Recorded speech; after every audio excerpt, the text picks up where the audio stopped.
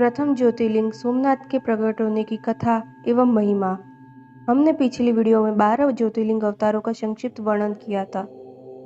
आज की वीडियो में सोमनाथ नामक प्रथम ज्योतिर्लिंग अवतार की कथा एवं महिमा के विषय में बात करेंगे। तो प्रिय दर्शकों, पूरा वृत्तांत ध्यान से सुने।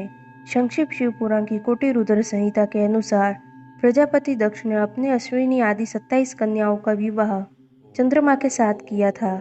चंद्रमा को स्वामी रूप में पाकर वे दक्ष कन्याएं विशेष शोभने लगी तथा चंद्रमा भी उनको पत्नी के रूप में पाकर निरंतर सुशोभित होने लगे थे।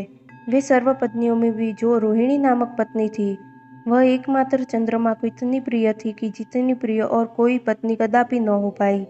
इसलिए दूसरी स्त्रियों को बहुत दुख होता था। वे सर्व अपने पिता के पास गई। वहां जाकर उनको जो दुख था उसका निवेदन पिता के समक्ष किया। यह सारी बातें सुनकर राजा दक्ष भी दुखी हो गए और फिर राजा दक्ष चंद्रमा को समझाने के लिए उनके पास गए।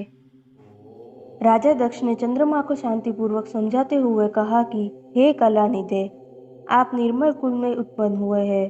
आपके आश्रम में रहने वाली जितनी स्त्रियां हैं, वे सभी के प्रति आपके मन में अधिक कम न्यूनाधिक भाव क्यों? आप किसी को अधिक तो किसी को कम प्रेम क्यों करते हो? अब आगे से आपको ऐसा विषमतापूर्ण बर्ताव आपको नहीं करना चाहिए। अपने जमाई चंद्रमा को शांतिपूर्वक समझा के राजा दक्ष अपने घर गए, परंतु चंद्रमा ने उनकी बात न मानी। वे रोहिणी में इतने आरक्त हो गए थे कि दूसरी कोई पत्नी का कभी आदर नहीं करते थे।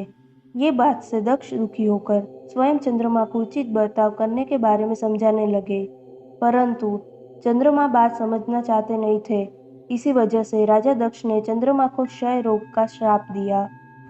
राजा दक्ष के इतना कहते ही क्षण भर में चंद्रमा क्षय रोग से ग्रस्त हो गए।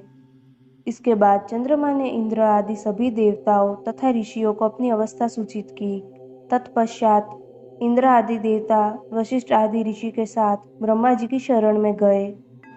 चंद्रमा की बात सुनकर ब्रह्मा जी ने एक उत्तम उपाय बताया कि आप देवता आदि के साथ प्रभास नामक शुभ क्षेत्र में जाओ और वहां मृत्युंजय मंत्र का विधि पूर्वक अनुष्ठान करें और शिवलिंग की स्थापना करें।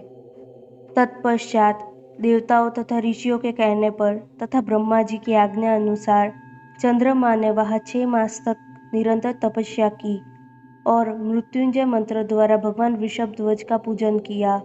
10 करोड़ मंत्र का जप और मृत्युंजय का ध्यान करते करते चंद्रमा वहां स्थिर चित होकर लगातार खड़े रहे।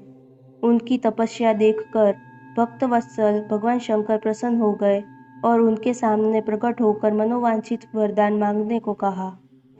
चंद्रमा ने अपने शरीर में से क्षय रोग को दूर करने की विनती की। चंद्रमा के क्षय रोग के निवारण रूप भगवान शंकर ने कहा कि हे चंद्रदेव, एक पक्ष में प्रतिदिन आपकी कला क्षीण होगी और दूसरे पक्ष में फिर से निरंतर बढ़ती रहेगी। इसके बाद चंद्रमा तथा देवता आदि पर प्रसन्न होकर चंद्रमा की महानता को बढ़ाने और सफलता को बढ़ाने के लिए भगवान शंकर उनके नाम सोमेश्वर से वहां स्थित हो गए। इसलिए सोमनाथ का पूजन करने से उपासक को क्षय आदि रोगों से मुक्ति मिलती है। वहां देवताओं ने सोमकुंड की स्थापना की, जिसमें सदाशिव और ब्रह्मा निवास करते हैं। जो मनुष्य उसमें स्नान करता है, वे सभी पापों से मुक्त हो जाता है। क्षय आदि जो असाध्य रोग होते हैं, वे सभी वो कुंड में 6 मास स्नान करने से नष्ट हो जाते हैं। धन्यवाद।